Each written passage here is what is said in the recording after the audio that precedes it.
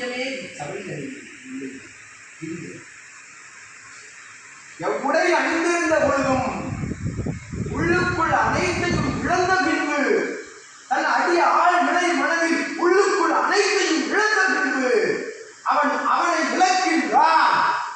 அவனை இழந்து தன்னை உணர்ந்து தன்னை உணர்வோர்களை உணர்ந்து இவ்வுலகை உணர்ந்தவன் அனைத்தையும் இழந்ததற்கு சமம்.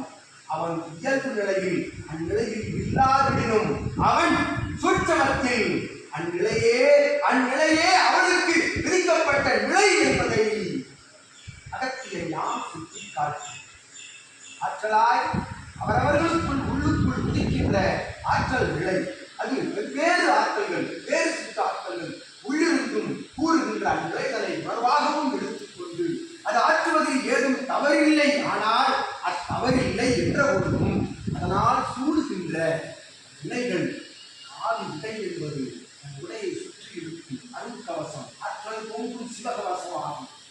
கவசத்திலிருந்து மாறுபடுகின்ற பொழுது அக்கவசத்திலிருந்து மாறுபடுகின்ற பொழுது ஏற்றுநிலைகள் உள் புகுவதற்குரிய சாத்திய கூறுகள் உள்ளது என்கின்ற காரணத்தால் யாம் சித்தன் சிவமகா வாழை சித்தன் அந்நிலை அவசியம் இல்லை என்றும் அந்நிலை புனைந்து விட்டாய்,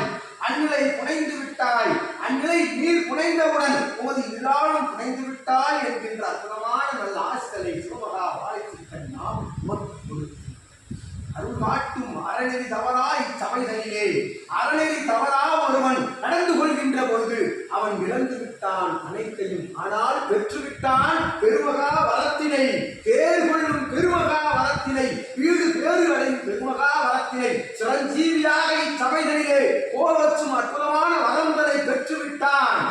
இன்று யாம் அகத்தியன் அற்புதமாய் சிம்ம அவதாரம் உன் திருவாயிலே சபையின் வாயிலே நின்று கொண்டிருக்கின்ற பொழுது எவ்வினையும் வேறடிக்கும் அற்புதமான ஆற்றல் இருந்து கொண்டிருக்கின்றது என்று யாம் அற்புத ஆசி கொடுக்கிறோம். விஸ்வாமித்திரன் என்னும் பேர்